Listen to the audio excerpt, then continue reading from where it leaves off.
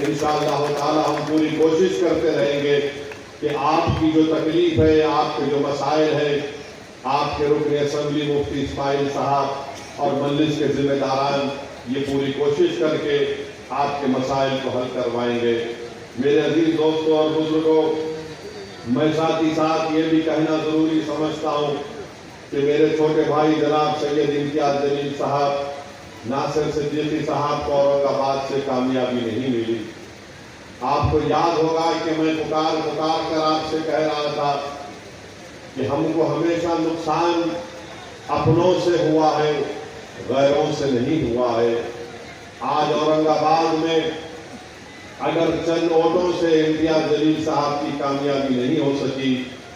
تو آپ اٹھا کر دیکھ لیجئے کہ جو بی جے پی کے اشارے پر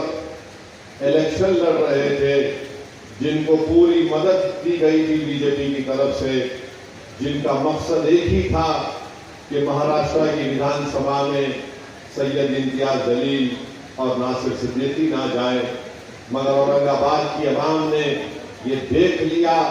کہ کون ان کا ہمدرد ہے اور کون ان کا دشمن ہے۔ جو چہرے بہت چھپے ہوئے تھے، الیکشن نے ان تمام چہروں کو اورنگ آباد کے عوام کے سامنے بے نقاب کر دیا۔ جو بڑے اپنے آپ کو متقی اور پرہیزگار دکھاتے تھے، مگر ان کے چہرے معلوم ہو گئے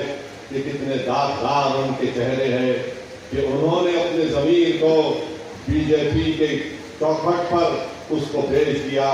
یہ کبھی اورنگ آباد کی عوام بھول نہیں سکتی۔ مجھے اس بات کی تکلیف ہے کہ امتیاز جلیل اور ناصر صدیقی کی کامیابی نہیں ہو سکی، مگر انشاءاللہ تعالی ہم پر امید ہیں، محنت کریں گے اورنگ آباد میں دوبارہ، اور انشاءاللہ تعالی دوبارہ وہاں سے مجلس اتحاد المسلمین اور امتیاز جلیل کو اللہ سبحانہ و تعالی نبی کریم صلی اللہ علیہ وسلم کے صدقہ طفیل میں ان کو دوبارہ وہاں سے رکن اسمبلی منتخب کر کے عوام کی نمائندگی کرنے کا موقع عنایت فرمائے گا۔ مگر آپ جانتے ہیں کہ یہی امتیاز جلیل تھے، پارلیمنٹ الیکشن 4 مہینے پہلے ہارا، مگر جب ناموس رسالت کا مسئلہ پیدا ہوا تو امتیاز جلیل نے یہ نہیں سوچا کہ میں ابھی ممبر آف پارلیمنٹ نہیں ہوں۔ امتیاز جلیل نے بحیثیت مہاراشٹر کے مجلس اتحاد المسلمین کے صدر کے اس چیز کو اٹھایا، اور جو لوگ رسول اللہ صلی اللہ علیہ وسلم کی شان میں گستاخی کرنا چاہتے تھے، امتیاز جلیل نے احتجاج، صدائے احتجاج کو بلند کیا، اور پورے مہاراشٹر کی ایک تاریخ میں ایک پرامن احتجاج نکالا گیا۔ میں شکریہ ادا کرنا چاہوں گا ہمارے دھولیا کے فاروق شاہ صاحب کا۔ بہترین الیکشن کیمپین فاروق شاہ صاحب نے کیا، بہترین کام دھولیا کے گلی کوچوں میں جناب فاروق شاہ صاحب نے کیا۔ یہ اللہ کی کیا مرضی تھی، اللہ بہتر جانتا ہے۔ ان کی کامیابی نہیں ہو سکی۔ مجھے یقین ہے کہ فاروق شاہ اپنے گھر میں بیٹھنے والا نہیں ہے، وہ نکل کر دھولیا کی عوام کی خدمت کرتے رہیں گے، اور انشاءاللہ تعالی دوبارہ وہاں سے منتخب ہو کر جائیں گے۔ مجھے افسوس اس بات کا ہے کہ شولاپور سے فاروق شاہ بھی پچھلے 3 سال سے محنت کر رہے تھے، بہت قربانیاں فاروق شاہ نے دی۔ ان کے گھر میں ان کے بیٹے کی طبیعت خراب ہو گئی، بہت طبیعت اتنی زیادہ خراب ہو گئی تھی، اس کے باوجود بھی فاروق شاہ کبھی بمبئی میں اپنے بیٹے کے علاج کے لیے، تو جیسا طبیعت اچھی ہوتی دوڑ کر شولاپور کو فاروق شاہ آ جاتے۔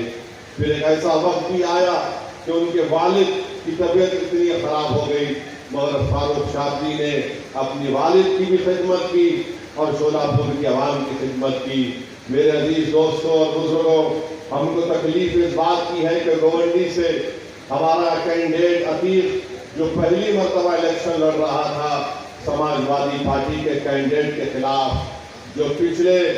5 سال پہلے ان کو شاید 30-35 ہزار کی میجارٹی تھی، یہ ایک نوجوان بچہ اپنی زندگی کا پہلا الیکشن لڑا اور سماج وادی پارٹی کے ان کے لیڈر کو چنے چبا دیے اور ان کی میجارٹی 10,000 تک لا کر کم کر دی۔ 10,000 سے عتیق کی کامیابی نہیں ہو سکی، مگر ہمارے لیے خوش آئند بات ہے، انشاءاللہ تعالی ہم اتنے بڑی تعداد میں ووٹ حاصل کی ہے، اس سے ایک پیغام یہ ملتا ہے کہ مہاراشٹر میں مسلمانوں نے طے کر لیا ہے کہ مجلس اتحاد المسلمین ہماری سیاسی آواز بن سکتی ہے۔ میں شکریہ ادا کرتا ہوں، اور انشاءاللہ تعالی جو مہاراشٹر کے مسلمان اپنی ایک سیاسی قیادت کے لیے بے چین ہے اور پیاسا ہے، مجلس اتحاد المسلمین انشاءاللہ تعالی ضرور ان کے خوابوں کو